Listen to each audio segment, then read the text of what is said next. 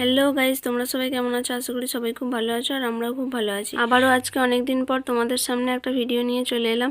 অনেক দিন ধরেই ভাবছি ভিডিও শেয়ার করব, কিন্তু টাইম পাওয়া যাচ্ছে না ঠিক বাবুকে নিয়ে।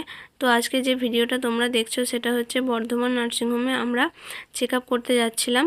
আমার যে ডেলিভারি হয়েছে তার 17 দিনের দিন আমি চেক আপে যাচ্ছি। তো বাবা বলল যে চল একবার চেক আপ করে আসি।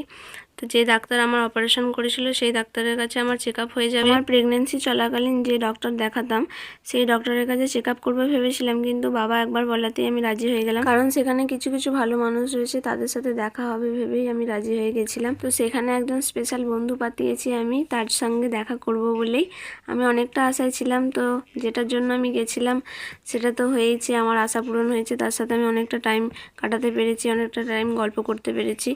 তো সেই ভিডিও তোমরা দেখতেই পাবে। আর হ্যাঁ, তোমাদেরকে তো বলাই হলো না, সেদিন আমরা কে কে যাচ্ছিলাম। আমি, আমার বর, আমার বাবা, মা আর আমাদের বাবু।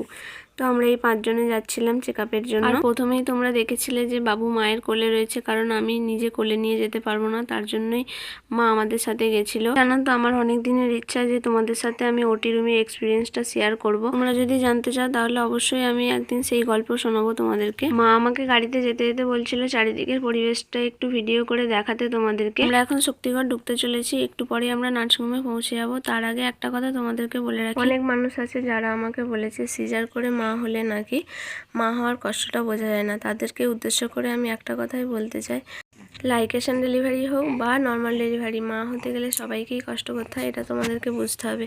নর্মাল ডেলিভারিতে হয়তো সেই সময়টা কষ্ট, কিছুক্ষণের কষ্ট, কয়েক ঘন্টার কষ্ট, কিন্তু সিজারিয়ান পেশেন্টরাই একমাত্র বলতে পারবে পেট কেটে বাচ্চা জন্ম দিয়ে মা হওয়ার অনুভূতিটা ঠিক কীরকম। অবশ করার পর অপারেশন করা হয়, তাই হয়তো আমরা সন্তান জন্ম দেওয়ার সময় কষ্টটা বুঝতে পারি না, কিন্তু অপারেশনের 3 ঘন্টা পর যখন অবশটা কাটে তখন সেই সেলাইয়ের কাটা জায়গার যে জ্বালা যন্ত্রণা, সেটা হয়তো কাউকে বলে বোঝানো যাবে না।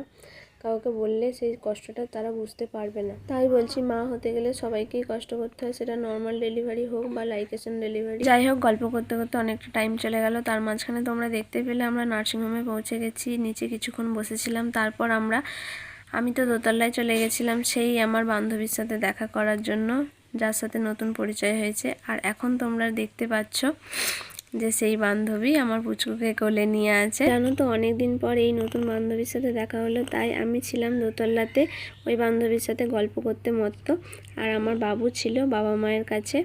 সেই নার্সিংহোমের বাইরে বাবা গাড়ি রেখেছিল, সেখানে গাড়িতে বাবা আর মা বাবুকে নিয়েছিল, আর তোমাদের দাদাভাই ছিল। বর্ধমান নার্সিংহোমের যে ওখানে পঞ্চায়েত আছে, পঞ্চায়েতে বাবুর জন্ম সার্টিফিকেট আনতে গেছিলো।